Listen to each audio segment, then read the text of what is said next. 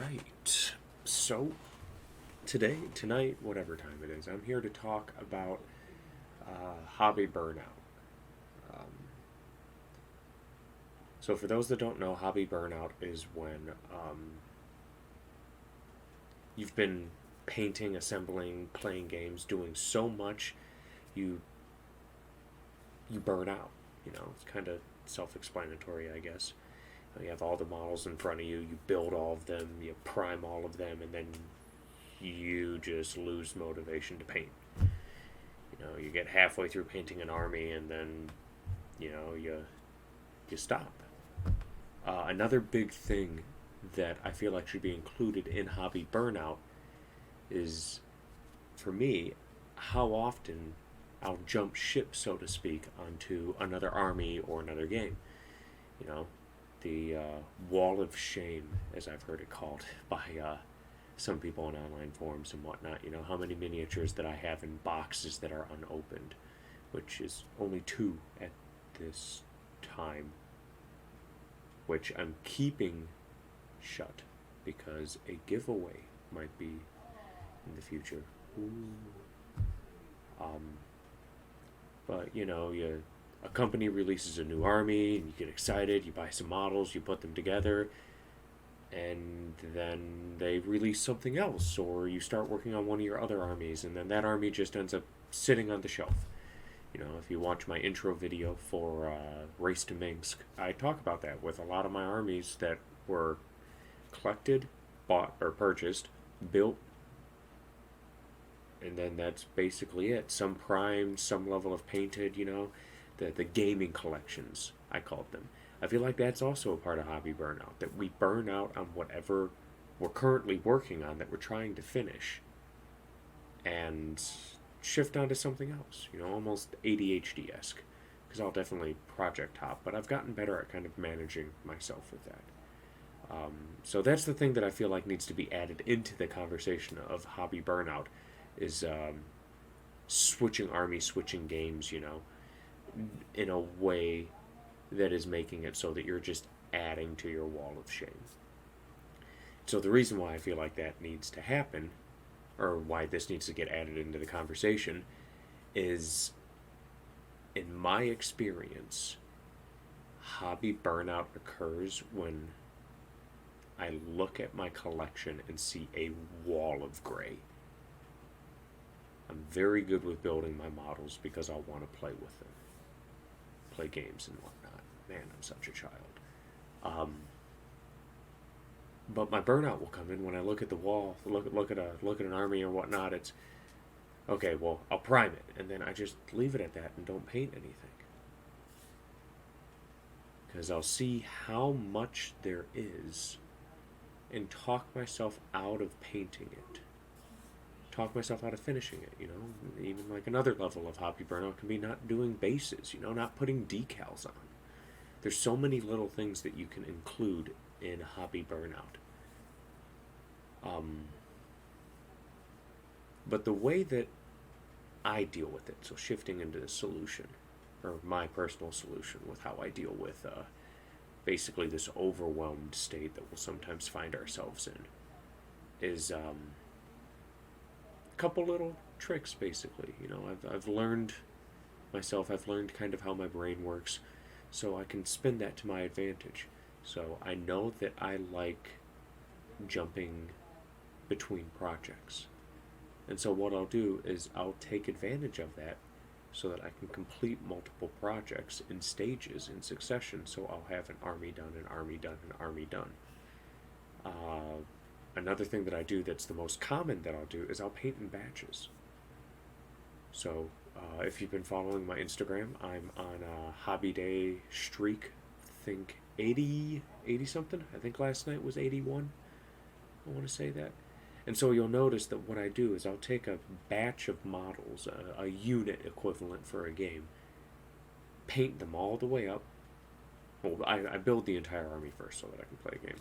And then I'll take a small selection of models, prime them, paint them all the way through, finish them, and then shift onto another unit in the army and paint those, and then shift to another unit. I'm doing it in chunks. And what I'm doing during that is I'm not looking at the total of what I need to paint. I'm tricking my mind basically into saying and thinking, I just got to paint this. Once I paint these guys are going to be done. I'll get my dopamine for completing something. That's the main reason why we hobby, because we enjoy it. It gives us a sense of accomplishment and whatnot. And I'll be able to get those little bits, and then I'll rotate on to my next one and paint a batch. When I'm painting a batch, I factory line assembly it. I don't know the exact terminology, but I'll paint one layer on everything. I'll wash everything at the same time. I'll layer everything on the same color. I know some people that will paint one model at a time, beginning to end, and that would get difficult for me, because it's only completing one model, and then I'd see the full backlog of everything. Different when doing a test model, to make sure that you got your scheme right.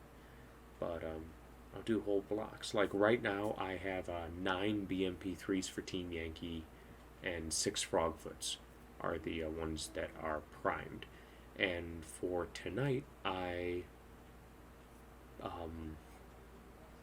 base coated my BMP3s with their military green that I use for the base coat for the camo that I'm putting on them. And that's what I did today for them. That's the other thing that I firmly believe can help with hobby burnout. Doing a little bit at a time, no matter how much it is. I hear some people say, oh, well, I force myself to sit down and paint for an hour, or I force myself to sit down and paint X amount of layers on something. And I don't believe in regimenting it that much, because that's when it's no longer fun. It's almost like you're turning it into a job. And I do have some experience on that, because I was doing commission painting quite heavily for some time. And I definitely hit burnout.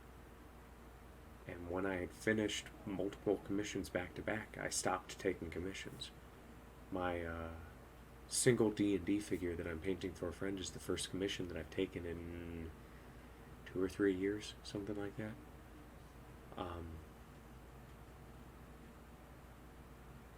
Yeah. So I paint in chunks, I paint units, I complete units, and I paint however much I'm wanting to that day, just as long as I put some paint on the model. Some days I'll do more than others, but the important thing is that when my head hits the pillow, that something was accomplished. And then what I'm able to do is slowly just knock out units in mass, basically. Not like painting a full-scale army or whatnot, but being able to go unit by unit, and then soon the entire army's done. Well, not soon, depending on how quickly you're painting or whatnot. I definitely am a faster painter than most that I've encountered in my area. But you'll eventually have your entire army done, and for me, that sense of accomplishment of seeing a fully finished army, no matter what, or a fully finished collection of models, it doesn't have to be for a game. That sense of accomplishment, I feel, is indescribable. Painting for me is almost meditative. It's something that I'm able to do that allows me to get on that brain wavelength where I'm just basically floating. And it soothes me, it helps me calm down, and some days I'll paint more than others, but it's why I make sure to do something painting related every single day. And I've been doing that for years, even before the Hobby Day streak. Making sure that I was just doing something. It's only since the pandemic that I started recording it and posting it online and whatnot. But other thing I'll do is take breaks. I'm making this video as a response to John from All Minis Great and Small. He was mentioning computer games. I'm sitting here in front of my computers that I use for editing my videos, but I also play games on them. I love Magic Arena. I play Commander with my roommates. It's it's important to stimulate yourself in different ways, and that's something that the pandemic taught me when I was on a lockdown. If I kept doing the same thing every single day, I went stir crazy. And so I had to find different ways to change things up so that I was able to keep my interest and keep my sanity. And I've been able to apply that in my hobby by changing up which units I'm painting so that I'm painting different color schemes. So I'm not sitting and painting, for example, one of the worst hobby burnouts I had was when I painted 3,000 points of Stormcast Eternals. It was about probably around 80 to 90 models. Painted them in the unit chunks again, but painted them all red. Every single one of them was painted red with gold trim and whatnot, almost like Blood Angels if you know Warhammer 40,000. And I was so sick of painting red by the end of it that I just put the brushes down for a couple of months. I had kind of ruined my meditative zen that painting gives me because I had hyper focused onto something and burnt myself out on it. So now I do, like I've said, I'll do it in units. I'll paint different colors, I'll paint different games and different armies, different scales. But yeah, this has been kind of rambly, I just kind of hit record just to talk about this a little bit, because hobby burnout is something that happens, and in my opinion is something that just with a little bit of self-discipline, not even self-discipline, just a little bit of, I guess, thought going into what you're doing, you can avoid burning yourself out. So to just run a little checklist here at the end of what I do to avoid hobby burnout. I'll paint by unit or by chunk, basically, not painting more than 20 miniatures or stands for Flames of War Team Yankee at a time, so that I'm able to get that rush of good feelings for finishing a unit, and then I'm able to jump onto another unit. I try my hardest to rotate colors and rotate color schemes.